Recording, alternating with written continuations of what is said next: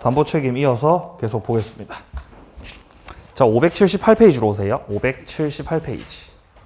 자, 오시면 물건의 하자가 나오고 있습니다. 아까 전에 봤었던 건 무슨 하자였죠? 권리의 하자였죠? 자, 이제는 물건의 하자입니다. 자, 타이틀의 괄호 속에 보시면 하자 담보 책임이라고 돼 있죠. 이건 물건의 하자를 뜻하는 말입니다. 자, 여기선 두 가지가 나옵니다. 일단 첫 번째로 파란 색깔 1번에 나오는 특정 물 하자가 있고요. 특정 물 하자. 그리고 한 장 넘기시면 파란 색깔 2번에 종류 물 하자도 있습니다. 자, 그러니까 매매 계약을 체결했는데 권리의 하자가 있는 것이 아니고 물건의 하자가 있다는 거죠. 물건의 하자. 물건에서 하자가 있었다.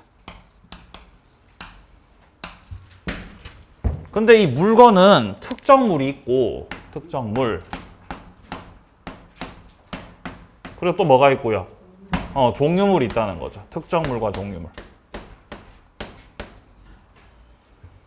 자, 특정물 같은 경우는 한 개밖에 없는 거예요. 대체가 안 되는 거. 예를 들어 집을 샀다. 특정물이죠. 집을 샀다. 특정물이죠. 땅을 샀다? 특정물이죠. 똑같은 건 없거든요.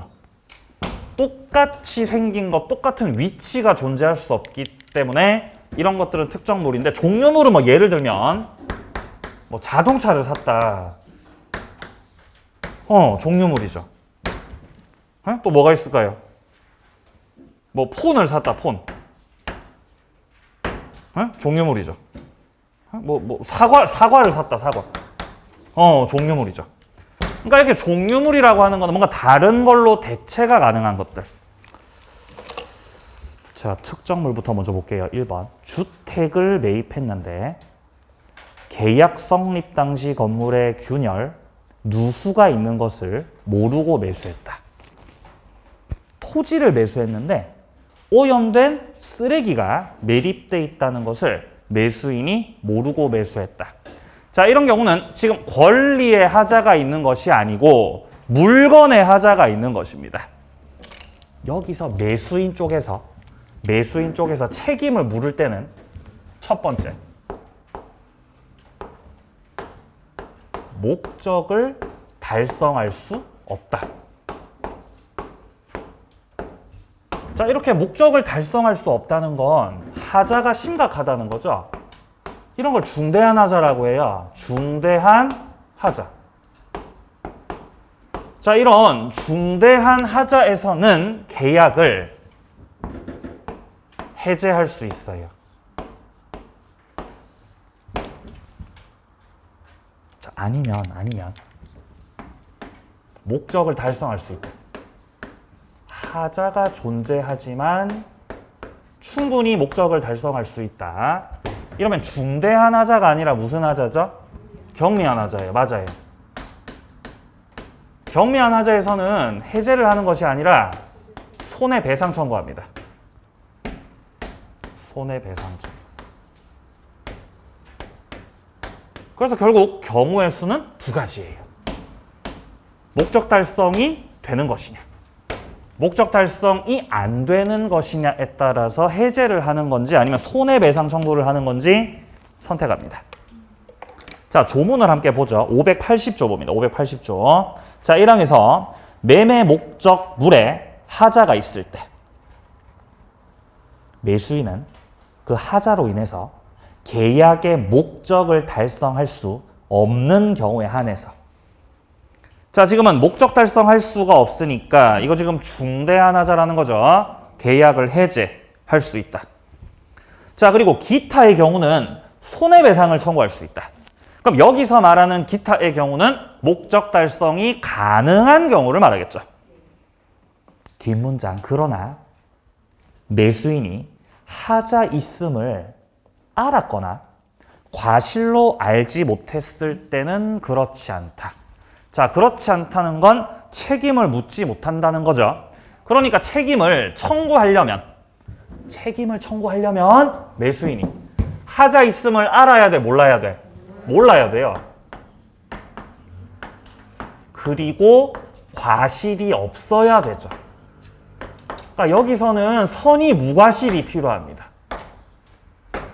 아까 전에 권리하자에서는 무과실 없었죠? 물건의 하자는 무과실이 들어가요. 물건의 하자에서는 왜 무과실이 들어가요? 왜 그렇죠? 물건의 하자여서. 그래서 무과실이 들어가는 거예요. 에? 무슨 하자에서요? 물건의 하자에서. 물건의 하자. 여기 무 있어요, 없어요? 여기 무 있잖아요, 무. 그죠? 무과실이 필요하다는 거죠, 무과실. 예. 자, 그리고 제척 기간 6개월입니다. 6개월. 자, 제척 기간은 6개월이다. 자, 2항 보세요. 전항의 규정은 경매의 경우에는 적용하지 않는다. 이건 나중에 경매 파트 가서 한 번 더 말씀드리겠습니다. 자, 내려갑니다. 581조 1항에서 매매 목적물을 종류로 지정한 경우에도 그 후 특정된 목적물의 하자가 있을 때에는 전조 규정을 준용한다. 지금 1항에서 말하는 건 특정물 하자가 아니라 지금 종류물 하자를 말하고 있습니다. 종류물 하자에서도 전조 1항. 전조 1항에서 말하고 있는 건 목적 달성을 할 수 없다면 해제, 목적 달성이 가능하다면 손해배상 청구. 이게 그대로 적용된다는 거죠. 그대로. 똑같습니다. 근데 2항이 달라요.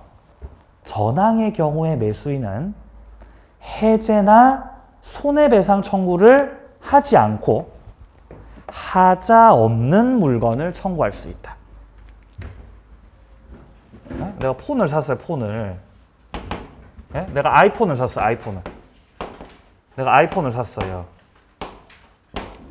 샀다고요, 폰을 샀다고요. 근데 쓴지 일주일도 안 돼서 전원이 안 들어오는 거, 전원이 안 들어오는 거지. 예? 이런 걸 뭐라 그래, 이런 걸? 예? 이런 건 벽돌이라 그래, 벽돌. 예? 모르세요? 이런 벽돌이라고 한다고, 벽돌이라고. 그럼 목적 달성 돼, 안 돼? 예? 목적 달성 돼, 안 돼? 안 되죠, 안 되죠. 그럼 계약을 뭐 할 수 있다고요? 해제할 수 있다고, 해제할 수 있다고. 아니면 켜지긴 켜지는데 이렇게 전원이 갑자기 꺼져버리는 경우가 조금 있다. 그런 경우는 이제 수리해 달라고 손해배상 청구할 수 있다는 거죠. 경매한 하자의 경우는요. 근데 지금은 종류물이잖아요, 종류물. 그런 경우는 해제도 안 하고 나 해제 안 할래. 나 손해배상 청구도 안 할래. 그죠? 아이폰이 최고야. 그러니까 하자 없는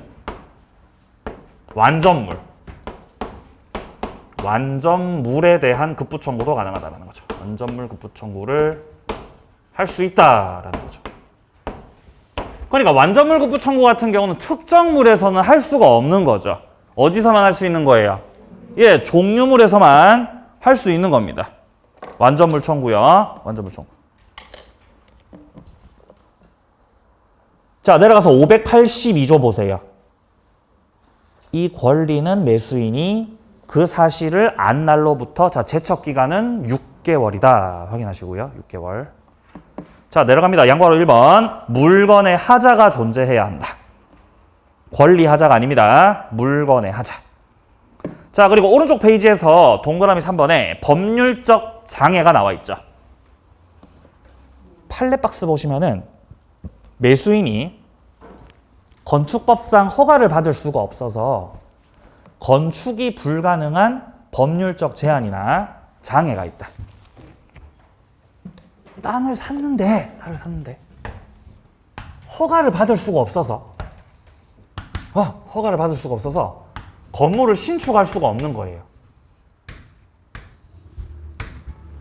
그러면 권리의 하자다, 물건의 하자다, 이게 이제 쟁점이 됐던 거예요. 네. 이거는 법률이 잘못된 게 아니라 이 땅이 법에 저촉되는 해당되는 땅이라서 신축이 안 되는 거죠. 그래서 이런 법령상의 제한은 제한으로 인해서 목적을 달성할 수 없는 하자는 권리의 하자가 아니라 물건의 하자로 취급합니다. 물건의 하자.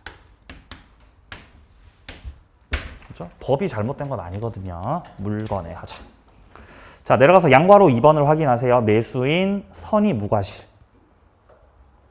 그리고 양괄호 3번 책임의 내용. 자, 첫 번째, 목적을 달성할 수 없을 때 그때는 계약을 해지할 수 있다. 자, 두 번째, 목적 달성이 가능하다면 손해배상 청구만 할 수 있다. 세 번째, 제척기간 6개월이다. 자, 여기까지가 물건의 하자였습니다. 자, 뒤로 넘겨서요. 자, 종류물 하자가 나오고 있는데 여기서 확인할 거는 밑에 쪽 책임의 내용에서 동그라미 2번을 확인하면 됩니다. 종류물에서는 완전물 급부 청구를 할 수 있는데 해제도 안 하고 손해배상 청구도 안 하고 청구할 수 있다는 거죠.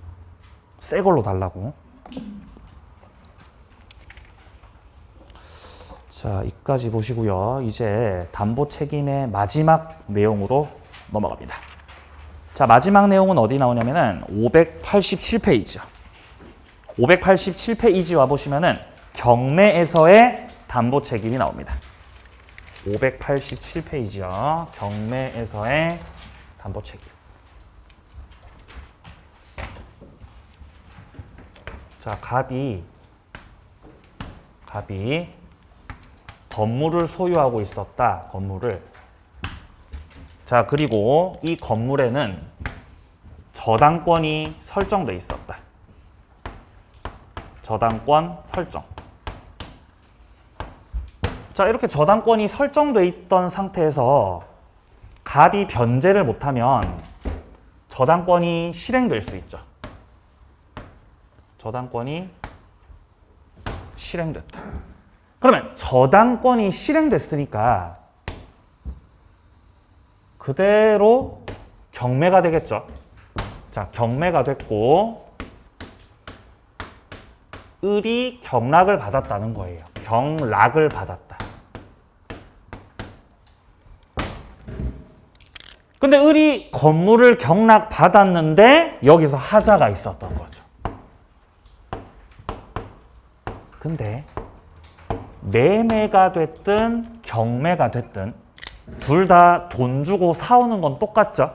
자, 한 번 더. 매매가 됐든 경매가 됐든 돈 주고 사온다는 점에서는 똑같다. 어차피 유상이라는 겁니다. 그러면 경락받은 을은 경매를 매매로 본다면은 매수인에 속하는 사람이죠. 근데 경락받았는데 하자가 있으니까 역시 책임을 묻겠다는 거예요. 그럼 얘를 매수인으로 본다면 매도인에 속하는 건 누구죠? 누가 매도인이에요? 에? 병이에요? 누가 가지고 있었어, 건물? 갑이 소유하고 있었죠? 근데 소유자 누구로 바뀌었어요? 을로 바뀌었죠? 매도인 누구예요? 갑입니다. 자, 갑이 매도인입니다. 자, 그래서 하자가 있으니까 여기서 책임을 묻는 거예요. 또 책임져라. 책임져.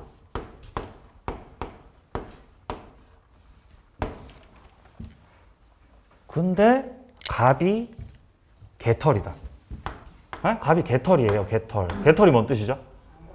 돈이 없다는 거. 돈이 없다. 그러면 야, 네가 돈 받아갔잖아.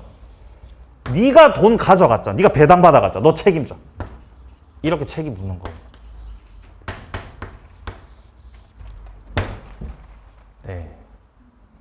자, 그래서 갑은 채무자고요. 갑은 채무자.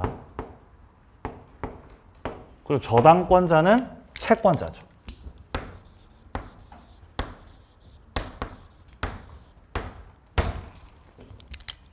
아시겠어요? 자, 그래서 1차적으로는 누구한테 책임 묻고?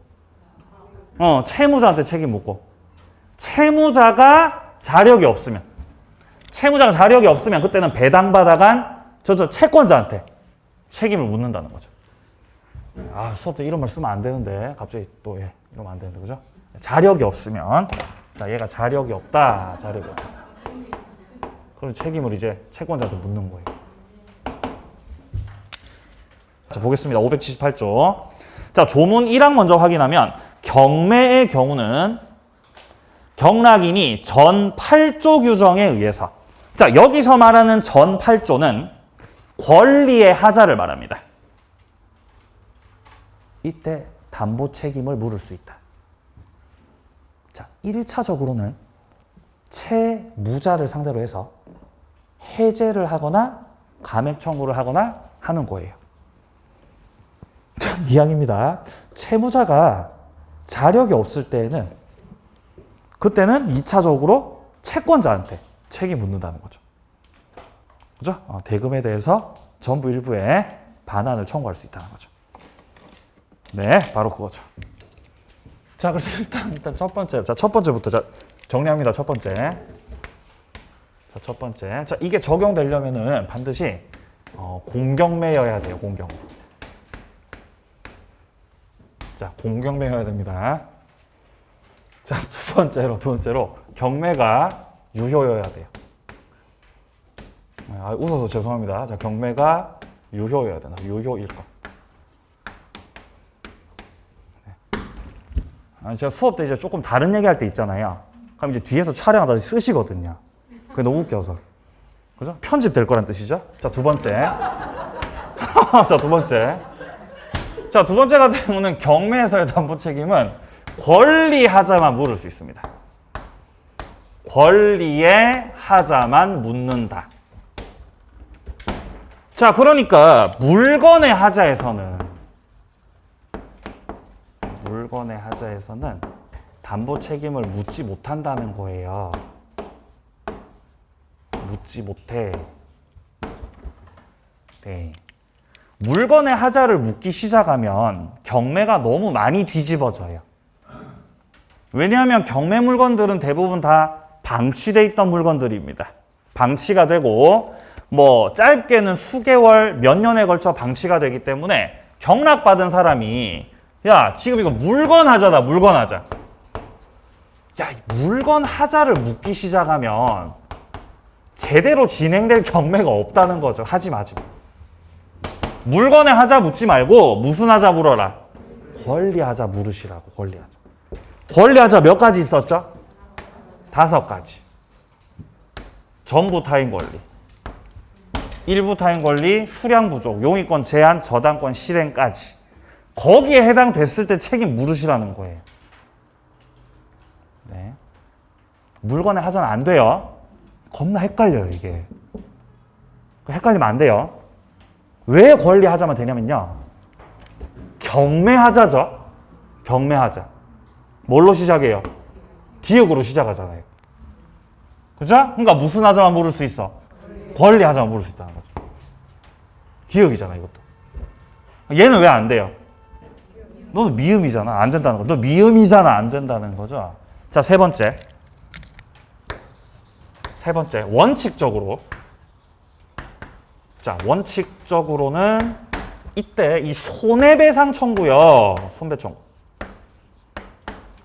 손해배상 청구할 수 없어요. 원칙적으로. 왜 손해배상 청구할 수 없냐면은 너무 가혹하다.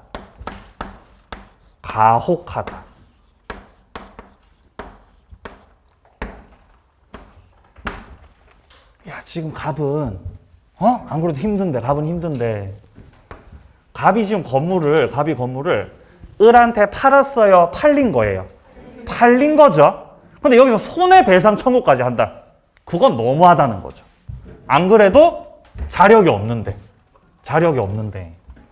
그러니까 책임져라고 할 때 해제를 하든가 아니면 뭐 감액 청구하든가 이런 걸 하는 거지. 뭐 손해배상 청구한다? 그건 안 된다는 거죠. 자, 원칙적으로는 손해배상 청구할 수 없습니다. 자, 다만 예외적으로는 허용됩니다. 예외적으로. 만약에 하자 있음을 하자가 있음을 알면서도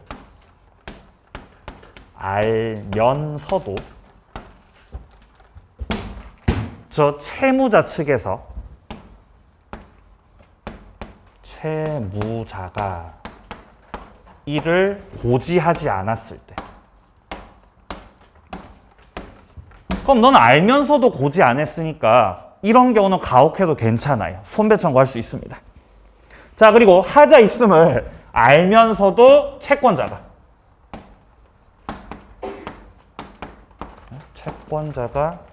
알면서도 에라 모르겠다 경매 신청했을 때, 나쁜 놈아, 이러면 너 책임져야 돼요. 이런 경우는 추가적 손해배상 청구를 할 수가 있습니다.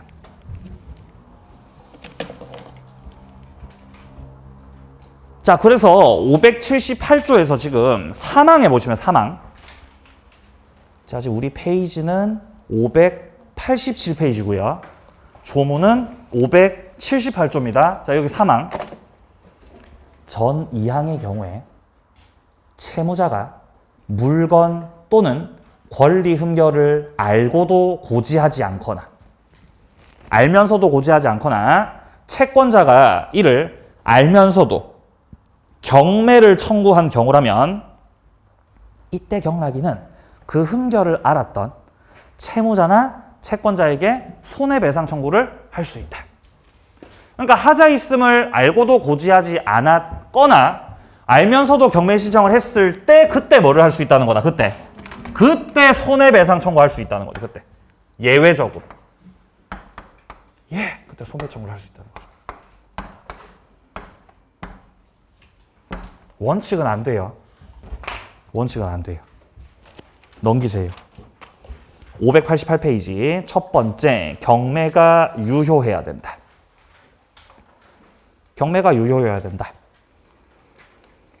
자, 그리고요, 밑으로 내려가서 동그라미 2번을 확인하세요. 물건의 하자는 안 된다. 무슨 하자만 묻는다? 권리 하자만 묻는다. 왜 그렇다? 기흑이라서. 경매가 기흑이라서 권리 하자만 묻는다. 자, 내려갑니다. 양괄호 2번 책임의 내용. 1차적인 책임은 채무자한테 있다. 그리고 2차적인 책임은 배당받아간 채권자한테 있다. 니은 보세요. 채무자에게 자력이 없을 때 2차적으로 채권자가 책임진다. 자, 디귿도 봅니다. 물상보증인이 제공했던 담보물이 경매된 경우라면 1차적 책임을 부담하는 이 채무자에는 물상보증인도 포함된다 그러죠. 얘도 책임이 있습니다. 물상보증인도. 자, 내려갑니다. 동그라미 2번. 원칙에 보시면은 낙찰자는 일단 손해배상 청구까지 하는 건 너무 가혹하다는 거죠. 할 수 없다. 자, 근데 손해배상 청구까지 할 수 있는 경우는 예외를 보시면요. 채무자나 채권자가 흠결을 알면서도 고지하지 않았고 알면서도 경매 신청을 했다. 그러면 손해배상 청구를 할 수 있습니다. 자, 밑에 채권 매매의 경우 담보 책임 나오고 있죠? 시험에 안 나옵니다. 무시하세요. 절대 안 나옵니다. 자, 담보 책임 여기까지 마무리하도록 하겠습니다. 자, 환매는 나중에 볼 거고요. 자, 교환으로 넘어가죠. 교환. 596페이지로 오세요. 교환. 네.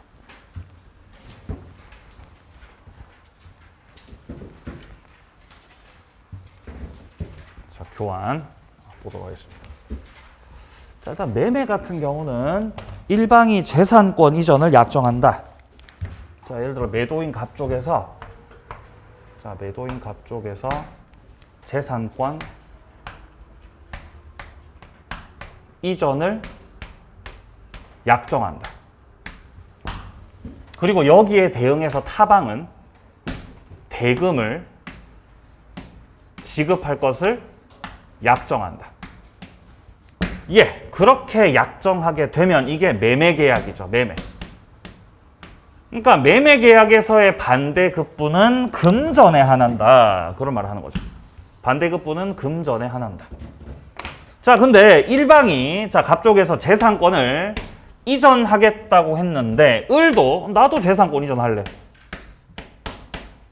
이렇게 약정을 하면 이건 매매가 아니고 이거는 교환이에요. 자, 예를 들어 갑 쪽에서 나는 건물을 넘길게. 나는 건물이라는 재산권 넘길게. 자, 근데 을 쪽에서는 나는 그럼 토지 넘길게. 이러면 재산권 맞바꾸는 겁니다. 이러면은 교환 계약이 된다는 거죠. 자, 이때 건물이 뭐 3억짜리인데 토지는 2억짜리다. 이러면 1억을 얹어야 될 거 아닙니까? 1억 얹어서 줘야 되죠? 1억을 보충금이라고 합니다. 1억을 보충금이라고 한다. 자, 추가적으로 매매와 마찬가지로 교환 계약도 쌍무 계약이고 매매와 마찬가지로 교환 계약도 유상 계약이다. 자, 그래서 쌍무 계약에서 적용됐었던 법리들이 있었죠. 그게 바로 동시이행의 항변권.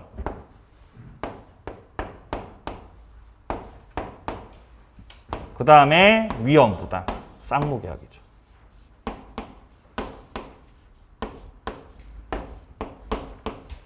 자, 그리고 유상 계약에서 적용되는 게 있죠. 담보 책임이요. 그러니까 이런 동시이행 항변권, 위험부담, 담보 책임 이런 것들은 매매뿐만 아니라 어디에도 적용된다? 교환 계약에도 적용된다라는 거죠. 자, 조문 함께 보죠. 596조. 교환은 당사자 쌍방이 금전 이외 재산권 상호 이전을 약정함으로써 효력이 생긴다. 597조요. 당사자 일방이 전조 재산권 이전과 금전 보충 지급을 약정한 때, 자, 그때는 그 금전에 대해서 매매 대금에 관한 규정을 준용한다라고 돼 있죠. 자, 보충금은 어쨌든 돈이기 때문에 매매 대금 규정들을 준용시키겠다라는 거예요. 자, 밑으로 내려갑니다. 자, 의의는 조문 그대로니까 읽어보시되 둘째 줄에 나오는 쌍무, 유상, 낙성, 분료식 계약이라 확인하시고요. 자, 내려갑니다. 교환의 성립. 자, 교환은 쌍방 모두 재산권 이전을 약정하는 거다. 양괄호 2번 보세요. 만약에 일방이 재산권 이전을 하지 않고 금전을 지급한다. 이러면 매매가 된다. 매매. 자, 보충금 읽어보시고요. 자, 오른쪽 페이지에 네모 3번 교환의 효력. 매매 교환 목적물에 하자가 있을 때는 역시 담보 책임을 부담하게 됩니다. 왜 담보 책임을 부담하냐면 교환 계약도 무슨 계약이어서? 유상 계약이어서. 담보 책임을 역시 부담하게 되고, 자, 그리고 밑에 2번요. 교환에도 동시이행 항변권, 위험부담 법리가 다 적용된다. 역시 무슨 계약이어서? 쌍무 계약이어서. 쌍무 계약이어서 다 적용된다는 거죠. 자, 교환은 별로 볼 거 없어요. 넘어가세요. 자, 이제 임대차로 갑니다. 민법의 마지막 파트로 왔어요. 민법의 마지막 파트로 왔습니다. 이제 임대차를 끝으로 민법은 끝나는 거죠. 그럼 이제 민법이 끝나게 되면은 이제 민사특별법을 봐야 되겠죠. 민사특별법은 며칠이죠? 7일입니까? 7일. 일요일이에요. 맞나? 일요일 맞나요? 맞네요. 그죠? 일요일. 저때 이제 하는 거예요. 하는 거예요. 그 왜 6시라고 돼 있죠? 5시까지입니다. 확실한 시간요? 그거는 모르겠어요. 자, 대충 5시. 대충 5시. 그리고 점심시간은 2시입니다. 2시. 점심시간 2시부터 3시예요. 아시겠어요? 1시로 하면 안 돼요. 점심시간. 앞으로 뭐 특강을 하든 보강을 하든 점심시간은 무조건 2시예요. 2시. 왠 줄 아세요? 주무시니까. 오후에 주무시기 때문에 그 주무시는 시간을 좀 줄이려면 2시를 점심시간으로 하겠다는 거죠. 자, 그래서 특별법은 7일날 합니다. 7일. 자, 임대차 보겠습니다. 자, 임대차에서 어떤 내용을 볼 거냐. 자, 여기서 말하는 임대차는 민법상 임대차죠. 자, 민법상 임대차. 그쵸. 민법상 임대차. 그럼 굳이 여기서 민법상 이라는 말을 붙이고 있는 건 민법상 임대차 말고 다른 임대차도 있다는 거죠. 자, 다른 임대차는 특별법상 임대차가 있어요.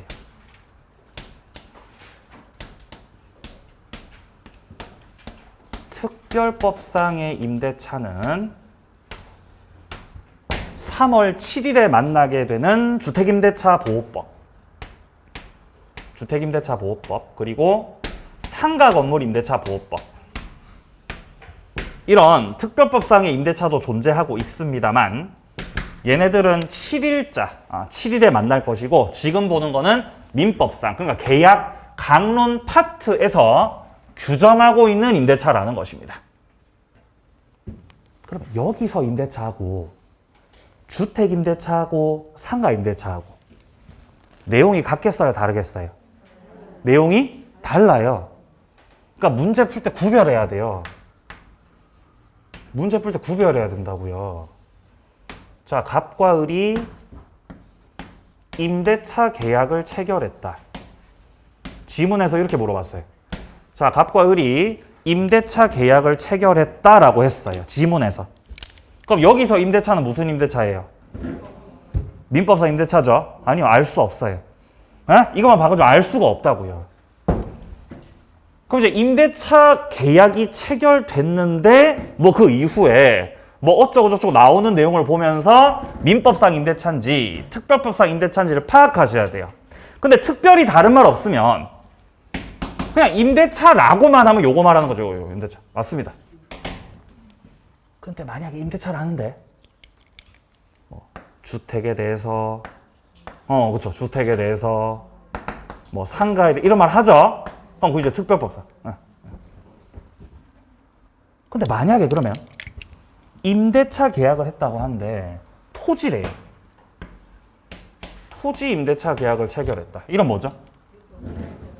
민법상 임대차죠. 토지는 절대로 주택도 아니고 상가도 아니죠. 그럼 다 민법상 임대차라는 거죠. 네, 그래서 여기는 토지가 포함이 되어 있습니다. 토지. 자, 그러면 민법상 임대차에서 다뤄볼 첫 번째 내용은요. 기간입니다. 기간. 기간. 그리고 여기서 법정갱신이 나와요. 법정갱신.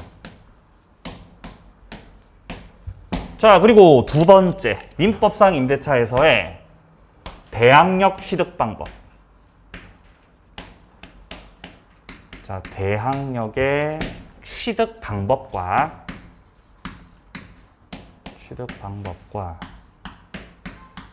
대항력의 내용. 자, 이렇게 두 가지를 살펴볼 거고요. 그리고 세 번째가 중요해요. 민법상 임대차는 여기서 출제됩니다. 세 번째. 임차인의 권리.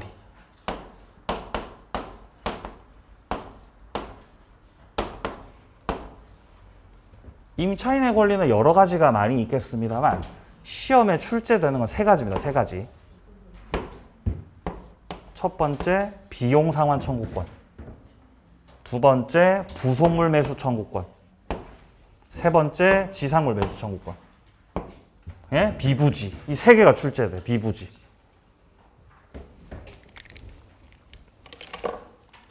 자, 599페이지에서요. 일단 1번에 보시면 임대차의라고 돼 있고 대항력 나오죠. 이 대항력 살펴볼 거고요. 자, 그 다음에 2번에 임대차 기간이 나와 있습니다. 여기서 묵시갱신.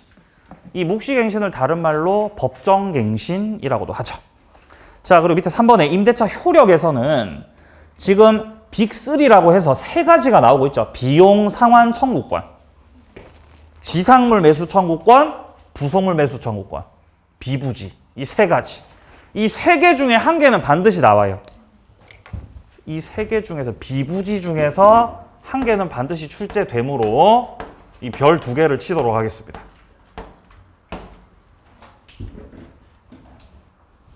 자, 그리고 밑에 내려가시면 임차권 양도전대 나오고 있죠. 심화 과정에서 볼 겁니다. 자, 그리고 밑에 뭐 보증금, 임대차 특례 나오죠. 어우, 시험에 안 나옵니다. 자, 서설로 내려가세요. 618조 임대차란 당사자 일방이 상대방에게 목적물 사용 수익 하게 할 것을 약정. 물건을 빌려준다는 겁니다. 빌려주는 쪽이 임대인이죠.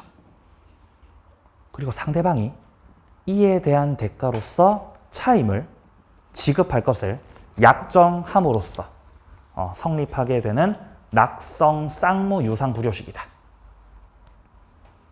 자, 내려갑니다. 양과로 2번에서요. 밑에 양과로 2번에서 임대차는 쌍방의 약정만으로 성립한다라고 돼 있죠. 그리고 채권 계약이라고 돼 있죠. 그러니까 아까 우리 매매 파트에서 봤지만 타인의 물건을 팔겠다고 매매 계약을 체결하면 그거 유효 무효? 유효라 그랬잖아요. 채권행위이기 때문에 그렇다 그랬죠. 자, 같은 맥락에서 타인의 물건을 임대차 하면 유효 무효? 그것도 유효예요. 그것도 유효입니다. 왜냐하면 매매든 임대차든 전부 다 무슨 행위라서? 채권행위라서. 넘깁니다.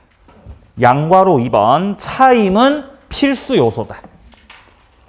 이 차임이 바로 임대료를 말하는 거죠. 임대료. 뭐 혹은 뭐 월세라고도 하죠. 현실에서. 차임이 반드시 필수적으로 들어가야 되고요. 자, 근데 둘째 줄에 나오듯이 금전에 한하지 않습니다. 물건으로 지급해도 됩니다. 곡물로 차임을 지급하는 경우도 있죠. 자, 내려갑니다. 양과로 3번입니다. 임대차 목적물은 물건이고 처분권 없는 자의 임대차 계약도 유효다. 이게 바로 타인 물건 임대차 계약도 유효다 이 말이죠. 자, 내려갑니다. 네모 2번 임차권에 대한 대항력입니다. 자, 당연히 원칙적으로는 임차권은 대항력이 있다 없다? 원칙적으로는 없다. 자, 원칙적으로는 대항력이 없습니다. 왜 대항력이 없냐면은 임차권은 채권이어서. 임차권 채권이잖아요.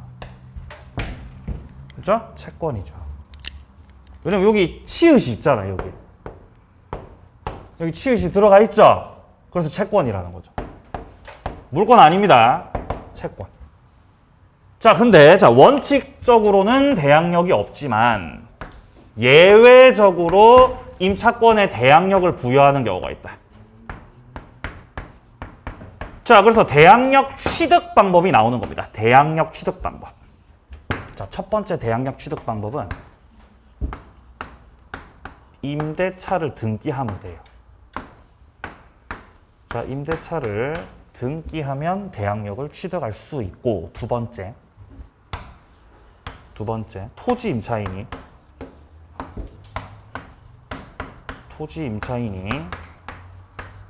토지 위에다가 건물 짓고 그 건물에 대해서 소유권, 보존, 등기를 격려시켰을 때 그때도 대항력을 취득할 수 있다. 세 번째, 특별법상 규정되어 있는 주택임대차에서는 주택을 인도받고 주민등록을 하면 다음 날서부터 대항력 취득. 자, 그리고 상가에서는 인도받고 사업자 등록을 하면 다음 날서부터 대항력을 취득할 수 있습니다.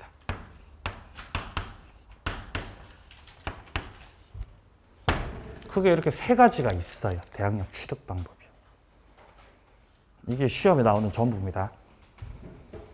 자, 일단 621조에서는 621조 1항에 보시면은 부동산 임차인은 당사자 간의 반대 약정이 없으면 임차인이 임대인에 대해서 등기 절차 협력할 것을 청구할 수 있다. 등기해달라고 청구할 수 있습니다. 그리고 2항에서 부동산 임대차를 등기한 때에는 그때부터 제3자에게 효력이 생긴다. 대항력 취득. 자, 그리고 622조에서는 1항에 건물 소유를 목적으로 하는 토지 임대차에서는 그 임대차를 등기하지 않은 경우에도 임차인이 지상 건물을 등기하면 토지 임차권을 가지고 제3자에게 대항할 수 있다. 그러니까 621조에서 말하고 있는 등기는 임대차 등기 말하는 겁니다. 임대차 등기. 근데 622조에서 말하고 있는 등기는 임대차 등기가 아니고 건물 등기 말하는 거죠. 건물에 대한 소유권 보존 등기를 말하고 있는 것이에요. 대항력 취득합니다. 이 경우도. 자, 그리고 대항력에서는 조금 더 추가적으로 우리가 알아야 되는 게 뭐냐면은 대항력의 내용인데요. 대항력의 내용.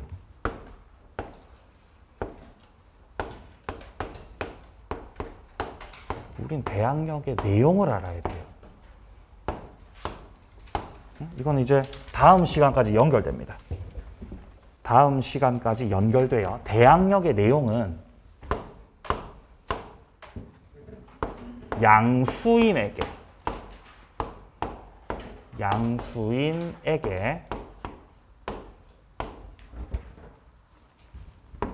임대인의 지위가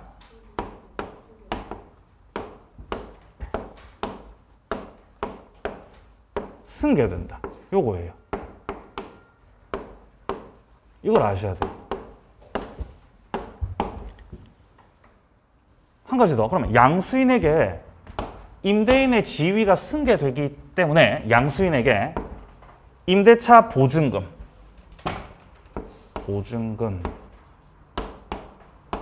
반환, 채무도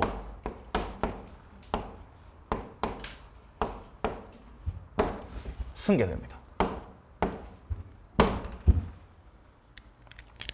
원칙적인 맥락에서는 승계가 되지 않죠. 왜냐하면 을이 임차인으로 들어왔을 때 을이 가진 임차권은 원칙적으로는 대항력이 없거든요. 원칙적으로는 대항력이 없다. 대항력 없는 게 원칙이죠. 대항력 없는 게.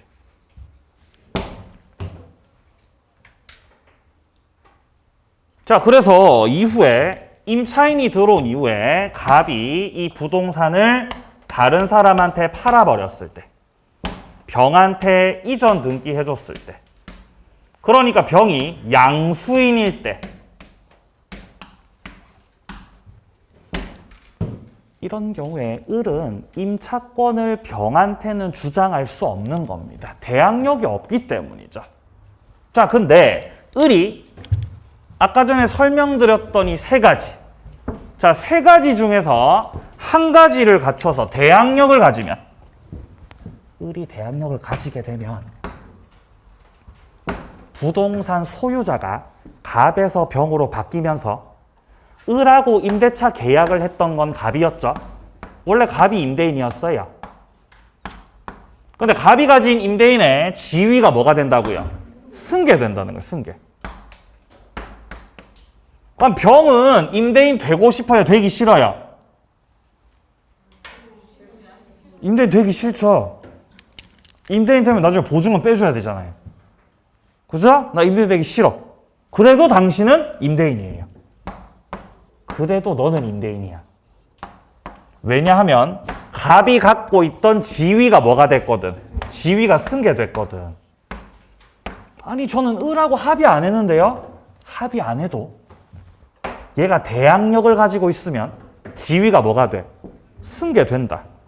그러니까 을은 임차권을 병한테 주장할 수 있다는 거죠. 주장할 수 있다. 그리고 임대인 지위가 승계되기 때문에 갑이 지고 있던 보증금 반환 채무도 병한테 넘어간다는 거예요.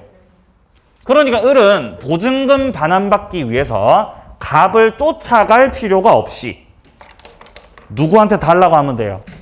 저 병한테 보증금 빼달라고 하면 된다는 겁니다. 이게 대항력의 내용이에요. 대항력이 없다는 건, 대항력이 없다는 건 소유자가 바뀌었을 때 지위가 승계되지 않는다는 거잖아요. 맞나요? 대항력이 없다는 건. 그럼 얘가 임대인이 아니라는 거잖아요. 승계가 되지 않는다는 거잖아요. 그럼 누가 임대인이에요? 소유자는 누구고? 에? 소유자 누구고? 소유자 병이죠? 임대인 갑이라고요. 대항력이 없으면요.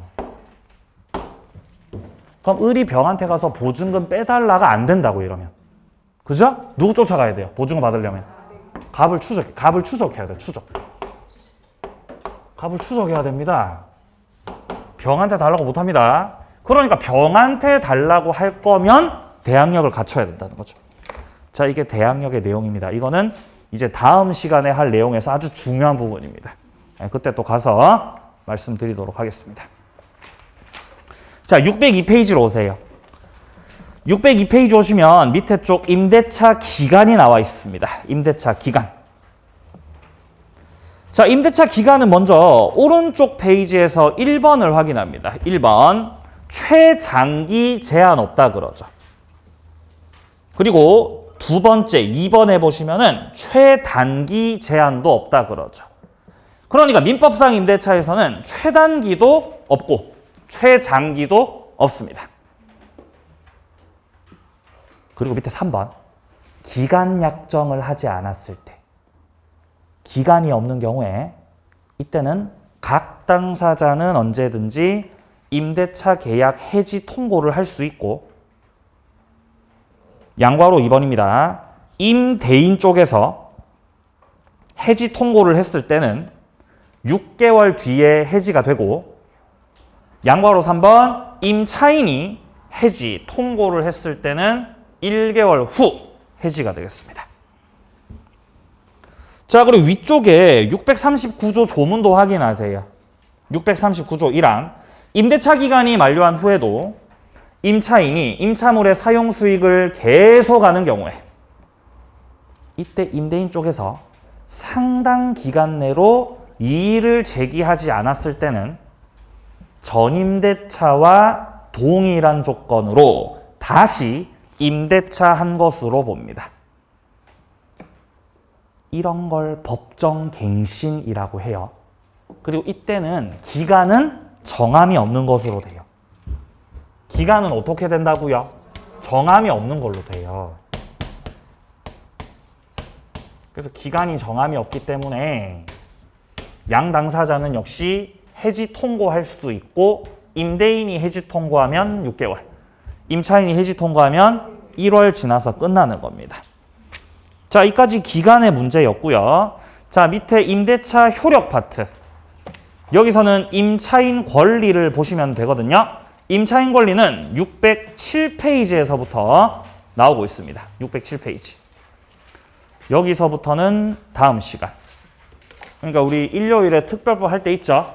그때 여기 임차인 권리 정리하고 그다음 특별법 들어가서 정리하도록 하겠습니다. 자, 늦은 시간까지 고생 많으셨고요. 다가오는 일요일에 뵙도록 하겠습니다. 수고하셨습니다.